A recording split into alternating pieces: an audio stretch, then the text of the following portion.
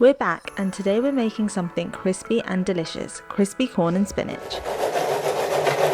This is a quick and healthy recipe that's perfect for any time of the day, so let's get started. To start off with, we're going to add 60 grams of baby spinach to a large bowl, and to this we're going to add 1 tin of sweet corn. Adding the right mix of flour and spices is what makes this recipe so good.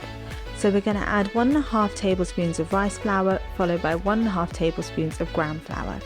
To this, add some chili powder, ground cumin, salt, and the juice of half a lemon.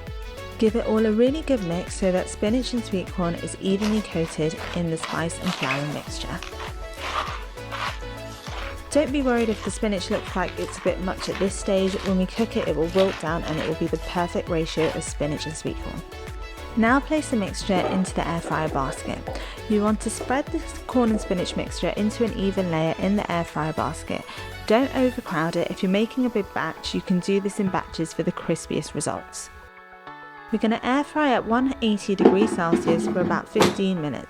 When the corn is golden and crispy and the spinach is perfectly crunchy, it's done. For that finishing touch, top with some freshly chopped coriander and squeeze on some fresh lemon juice.